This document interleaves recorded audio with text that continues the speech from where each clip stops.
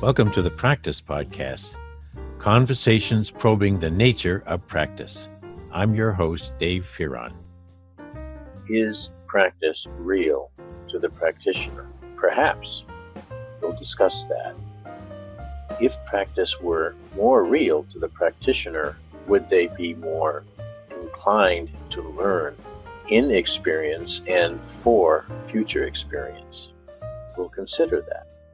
Even as you listen to this, ask yourself, is there a practice that's real to you? Or are practices, several practices, real to you? Can they be more real and therefore more beneficial? Can they be made better? By whom? All of this and more is contained in this conversation. A note, however, I discovered to my chagrin upon editing this conversation that there was some kind of strange background noise, sounded like someone breathing, possibly me, that makes some of the words of Peter and mine a little difficult to hear. Now, we do have the help of a fine young man, Anthony, who's doing final edits, and hopefully Anthony will be able to use his magic kit to take out even more of those rough edges. The content is so important in this one, even though it's a little difficult to listen to, it's worth it. See if I'm right.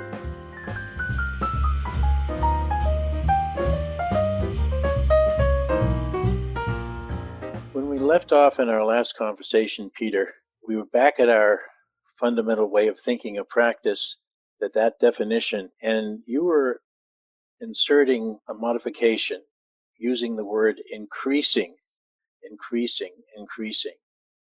It gives me the feeling right now that the increaser in chief of doing this for one's practice is that practitioner herself. That if there's going to be ability to reach higher levels of results, if there's going to be more growth as a result of those efforts, we're thinking about a learner who has a different sense of practice, don't you think, than the person who doesn't have the sense of practice. So my question to start our conversation is, okay, while it's real to us, because we've talked about it and written about it, is practice real to the individual?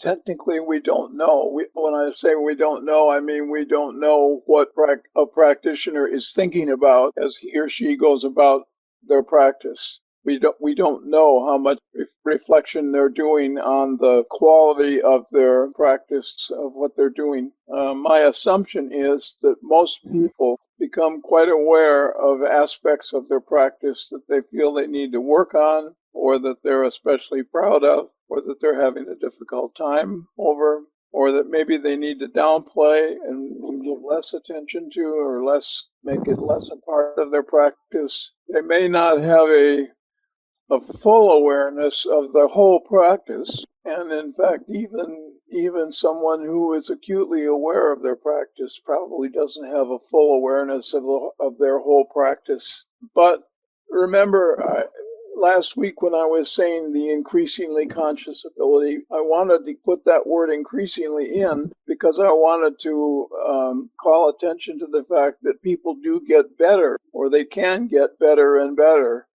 at the process of reflecting on their practice and working on improving it. I suppose you could say, by the way, what are the drivers, what are the motivators that lead an individual to be conscious of their practice? And maybe the fact that it's their principal livelihood in terms of financial earnings is a major driver. Maybe the fact that they've got a lot of money invested in it is a major driver. Maybe the fact that they're down the road there is some promise of considerable glory and compliments from other individuals, fame as well as fortune, if they work on this practice. Or maybe it's just the intrinsic pleasure of sanding the bottom of a boat they're building or something. I guess we don't sand bottoms of boats anymore. They're all plastic. But in my day, Yeah, I remember those. we used to spend a lot of elbow grease on wooden bottoms. Anyway, so I think we can make some assumptions about how conscious people are of their practice. And what we hope is that they're becoming increasingly conscious. Yes. Not just increasingly able to practice, but increasingly conscious of these challenges that their practice contains. Beyond that, question then becomes, well, what about learners who already from time to time are conscious of various aspects of their practice and of what they're learning from it and what they need to be doing with it? What can someone like you or me consciously do, deliberately do, to stimulate their learning and stimulate their awareness of their practice? Well, these podcasts are one thing, I guess. I hope. Yep. And maybe driving along in a car or something, somebody is having some memories of their practice as they listen to us talk and having some thoughts about they need to be doing with respect to their practice. And hopefully some of that is going on. Books they might read, articles they might see are all stimulators, potential stimulators. And then there are events within the learning group. We might call them exercises. Some cynic might call them fun and games. But both you and I have been fairly prolific, I think, in inventing experiences, inventing exercises that help to increase the consciousness that individuals might have of their learning, of the nature of their learning and the nature of their practice within which their learning is occurring. I'm making the assumption that a lot of practitioners are working in group situations.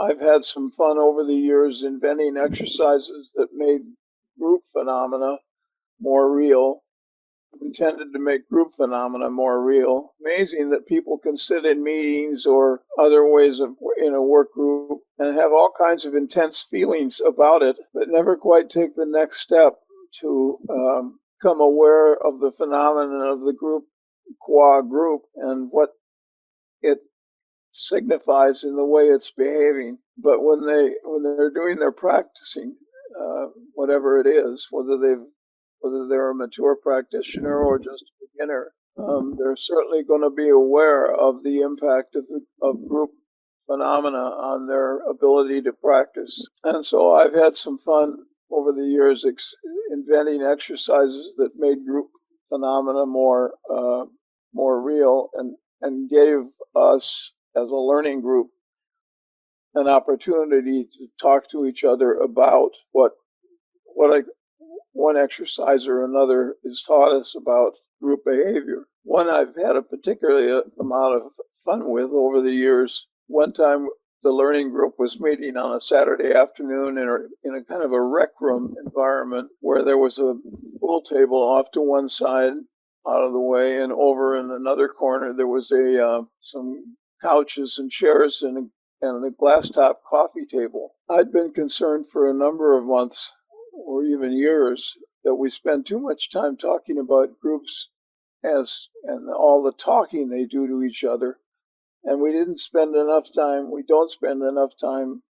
reflecting on the feelings that groups have for each other and the physical contacts members of groups have with each other, their perceptions of how each other dress and walk and talk and eat and so forth. And there are many groups, I don't know, in my experience, principally men, maybe women do this too, where men will bing each other on the shoulder or give each other high fives. Or, you see a couple of people doing a high five, or you see a group where everybody's high fiving everybody else, like in that Grand Slam home run that was hit by the Washington Nationals the other night to win the 5-game playoff of the National League. where everybody is high-fiving everybody else. That's very physical behavior, and it does a lot to establish the bonds of the group and the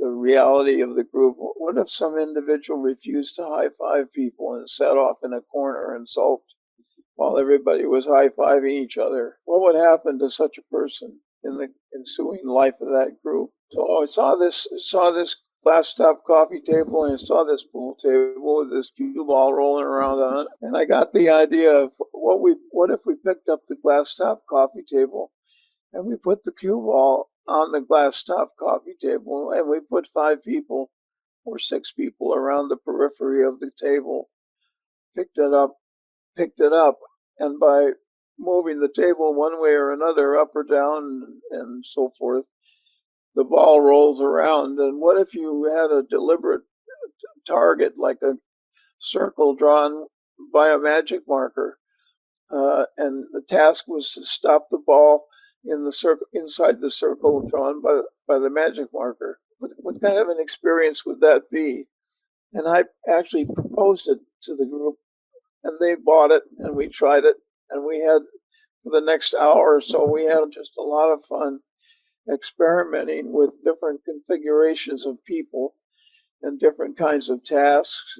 At one point, we took the magic marker and we drew a path, one circle to another circle, and Wow. and they had to follow this path around the table. And so, which group of 6 individuals could do that the fastest and the most efficiently, and so forth. And we experimented with giving a group planning time or no planning time. We gave them once we tried doing everybody blindfolded except one person who became obviously the leader, and the leader had to communicate to the group members what the ball was doing and how close it was getting to stopping on the inside the circle drawn by the magic marker. And I've since learned that use that exercise in many different contexts. I actually built at one point. I built a table with its own surface. I remember staying down in my basement and sanding one night a big piece of plywood to get it as smooth as possible. You were devoted to that exercise. And I had visions of its effectiveness, Yeah. and I had visions of writing it up and of getting it published and all that, which I never did. Oh, This story I'm telling you is the first public display of this exercise. wow. That's something about me that I've never understood very well in my practice. But anyway, lots of other occasions to help make group phenomena more real for practitioners. I think I said last week that I'm particularly concerned in the way we talk about practice to our students or our other members of groups that we might be leading. I'm particularly concerned that we don't talk enough about how thoroughly interactive practice is, that you are embedded in networks of people. You're not, for the most part, lone wolf operators in your practice. Even your golf game, while you're very conscious of your own learning in the golf game, I'll bet you're playing with groups more than you're playing by yourself. I am. Is that true?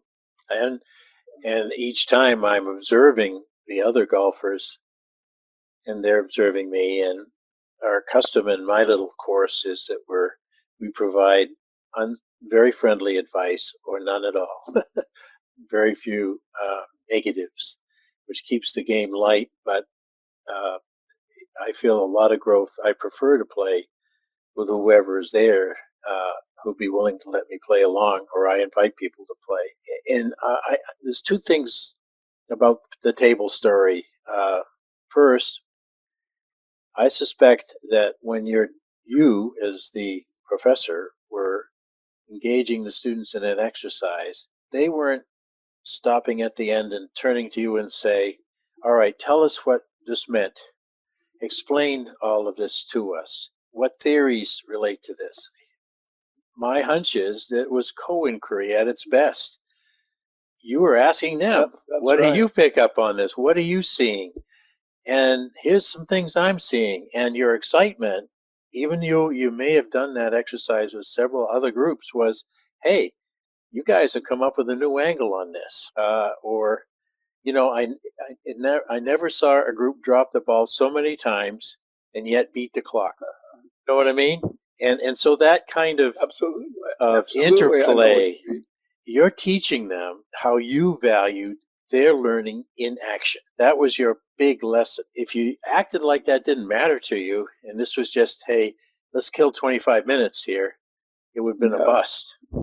But so I think we're talking now to people who teach right now or train right now, and we're saying, hey, the more you can show enthusiasm for learning in action, the more likely they are to bring that out into their own practice and keep doing it, because you've certified that they've come up with some pretty good insights on the fly. Thoughts? Absolutely. You only in what you just said. I think you used the word co-inquiry only once. Yeah. But I simply would like to flag that word. Co-inquiry to me, that the person who's leading the session and who is ostensibly the expert, so to speak, is having learning experiences right alongside the learners, the official learners in a group, and they are mutually enriching each other's learning, and they're all aware that that process is going on. Think about how many classrooms where it never occurs to students sitting there in the classroom that the professor up in front of them is having learning experiences himself or herself. It never occurs to them. I don't think so. I don't think that's a stereotype. And it doesn't occur to the professor to share the learning that he or she is having. They may go back to the coffee room and share it with a couple of other professorial colleagues, but to actually stop and say to the class, I just had the most wonderful learning experience with you guys, is pretty unusual in my experience. I don't know about you, but no, I've been a learning junkie for my whole career, and not mine alone. I mean, I've loved learning. Who wouldn't? But I've loved observing others learning, particularly if I've constructed some scenario, call it an exercise or a discussion, where the lights start to come on and you can see the popping of ideas almost on their foreheads. It's a thrill. And I suspect that there are thousands of teachers at every level and trainers who share that addiction in a small way. What's problem, and you and I have talked and even written about, one of the problems is that the system itself, the institution, the configuration of relationships, teacher to learner, sometimes just communicates something very different, which is, I'm going to give you the knowledge. You're going to prove to me that you've received it. Yeah, you prove to me you received it. You know, the famous blue book. I'll give you a grade. Bye. And that's a horrible waste. And nowadays, with the high cost of all education, particularly higher education, that system is sending the wrong message. How might we put a little pin and let out some of that pomposity, Peter, so that people can enjoy teaching and learning the way we do? I mean, you were a dean once. Did you have a pin? Did you ever poke your system a little bit to let out some hot air? Well, as a matter of fact, I did. I used to talk in my faculty meetings. I used to share a lot about what I was learning as a boy dean. I was the youngest member of my entire faculty of 120 individuals, and I was the dean. Yeah. And many of them were as much as 25 years older than I was, and I somehow managed to share with them what I was learning in the process. which encouraged them to share with me what they thought I could do more of or less of, and give me constructive feedback in a supportive way that I might never have gotten had I not brought up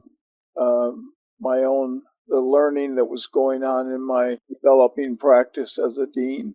I wanted to interrupt us in this set of reflections, though, Dave, and remind ourselves, each other, and our listeners, all of what we're saying has a relevance for practice. The question is whether a leader slash facilitator of some kind of learning experience in a group, whether it's a class or not. The question is whether this is brought up, whether it becomes legitimate to talk about the relevance of these experiences and these events for practice on the outside, so to speak. Yes. As I think I've said more than once in these podcasts, all of us are going to end up practitioners of something. All of us are going to have one or more practices that we are energetically pursuing, so that everything we're talking about is relevant to the conscious ability to increasingly produce fairly consistently intended consequences across a range of circumstances. And as I think I said last week, and I think I'm going to continue to say as I talk about practice in the coming months and years, we don't emphasize enough that practice is an interactive phenomenon. Practice is a behavioral phenomenon of human beings talking and working with each other.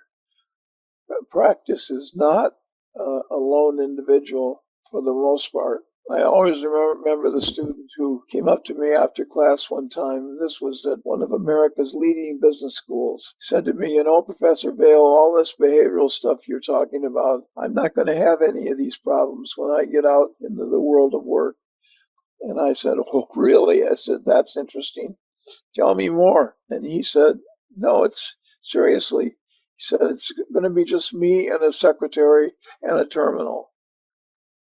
And so I'm not going to have any of these problems of trust and openness and growth and learning and all this stuff." And I said, Andrew, dear Andrew, where have I failed?" I don't think I said, but I did express some consternation to him that he had not really thought deeply enough about what was going to be like, as wanted to be a financial planner. What his world was going to be like. It never occurred to him that the customers or the clients he was going to have some very tricky behavioral relationships with the men and women who brought their money to him or didn't bring their money to him, and asking him to do something creative with it. And the idea that somebody was sitting in one of my classes saying to himself, "I'm not going to have any of these problems when I get out practicing what I intend to practice." I've missed something somewhere as a leader of the learning process. But here's exactly the point that I think we started on around how is learning real? I mean, how is practice real to the learner? For that, Andrew, at that moment of time, in his mind, that's how he had built his practice so far and how he projected it out to be himself, a terminal, and a secretary, which that was a fantasy right there, given what's changed there. But my point is that Andrew's involved in that course with that in mind. The next person over might have a different title to the practice that she's thinking of, but she is all over this stuff. This really fills in a lot of gaps for her, and the next person somewhere in between. That's a tremendous amount of power that these learners bring to every situation. The practice they carry in the door is as good as they've made it so far, or as badly as they've made it so far. And one of my questions is there, are we advocating people choosing to make their practices better as an intention, as maybe a solution to some of the successes they need in life? You got to practice, make it better. Keep making it better, because it's constantly going to be challenging you to come up with new lessons, relate to different people. What do you think about that issue of better? I'm not sure this is going to be directly responsive to your question, and if not, tell me. But we have not said, among the various conjectures that we have shared about practice, we haven't really said to each other, the practitioner and the practice are not freestanding entities. Right. The practitioner and the practice are inextricably woven together into one phenomenon. Every practice has a practitioner. Every practitioner has a practice. Therefore, to talk about better is to talk about that combined phenomenon, not better practice or better practitioner, but better practitioner of practice. Aha. And it leads us to a challenge to say what better then means for any given practice. And it's a little hard to say. I don't think I'm able to say abstractly, but I say concretely. If I pick some practice of my own, I can say more concretely what my practice of that I as a practitioner of that practice mean, and what better would mean for me and my practice. In my case, one of the practices that I have most vividly in my mind is racing sailboats. Mm-hmm. And in one very simple sense, better means winning more races or finishing higher in the standings more consistently. There are lots of other dimensions of better in certain kinds of wind, better with certain kinds of sails, better with a crew or better without a crew, better when the stakes are high, better when the stakes are not so high. And you can do the same thing with golf. In a simple way, golf is the size of your handicap. I won't ask you what it is. No, that's a secret. But beyond the sheer size of your handicap as a crude measure, better means lots of more specific things. There are many different kinds of shots that you might want to get better at, and there are clubs that you're not the full potential out of them, and there are other uses of yourself as in terms of your resources, the money you're spending or the courses you're playing, where better might mean something quite specific for you. Better, one thing I've taught myself back in the days when I was studying what I called high performing systems intensively, is that high performance is a subjective phenomenon. It's not an objective phenomenon.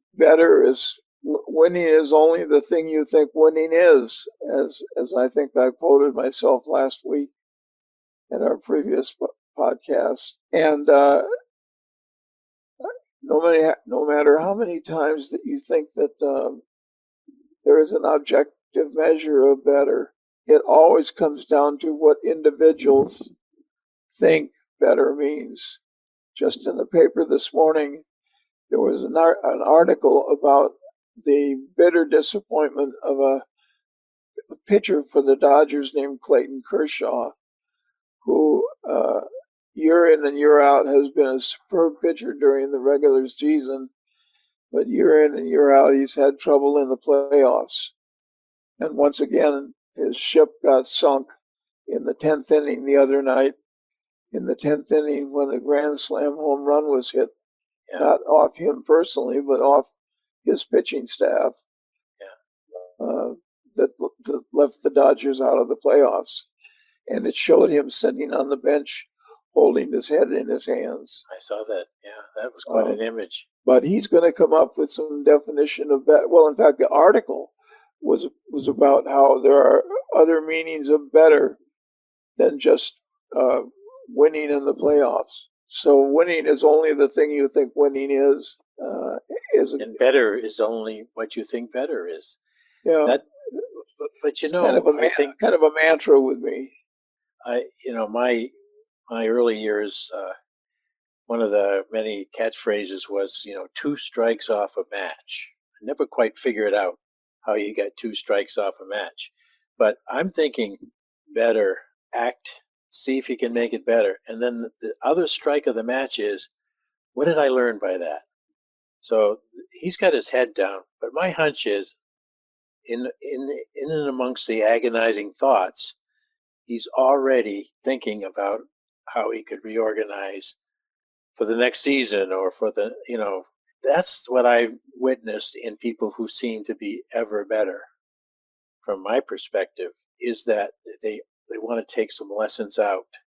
Failure, is a way to learn as well as success. So in summarizing, because we are once again burning up the seconds here, we started out thinking, what is the importance of the learner having practice on their own terms by their own definition, so much that it is real, to them, so that as they work out into time and space and come in and work within our training settings, they are using both real and simulated experiences to make that practice work better for them, because that's who they are.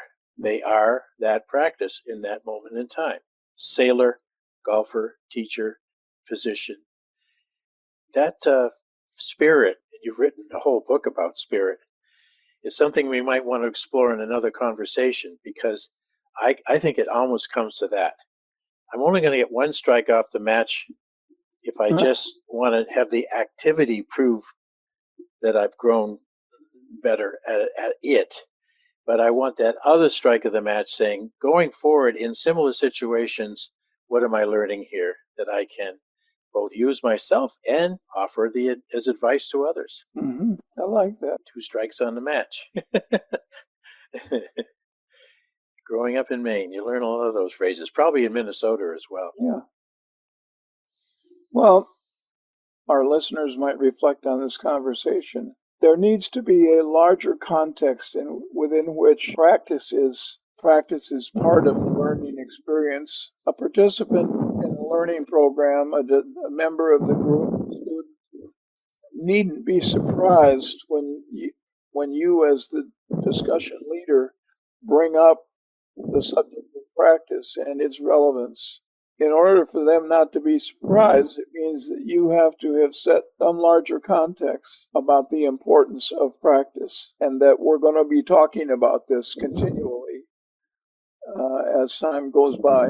And I think maybe we need to spend some more time on that too, the learning context.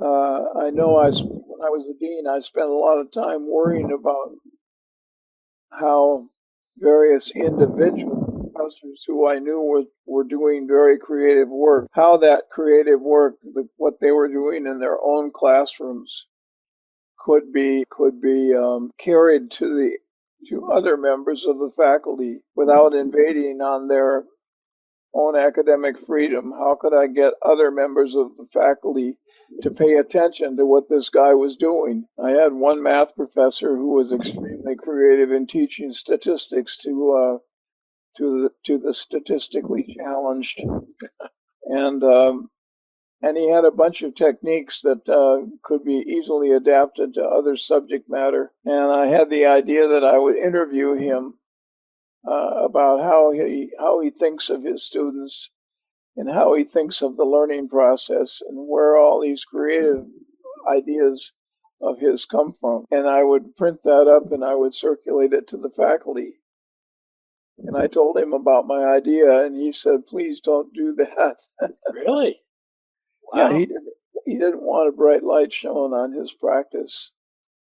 And I said, "Well, Tom, I'm sorry to hear you say that, because there's an awful lot that other members of our faculty could learn from you, and that's a problem I never did feel that I solved." I'm afraid it's And, still going on in many places, Peter. That does merit another conversation, because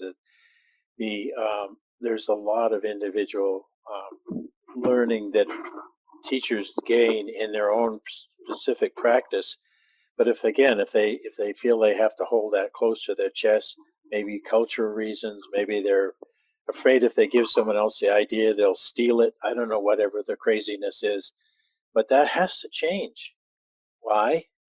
Because those practitioners to be, or those who are already have in their heads some practice that they'd like to make this learning relevant to, are paying for it. They're there.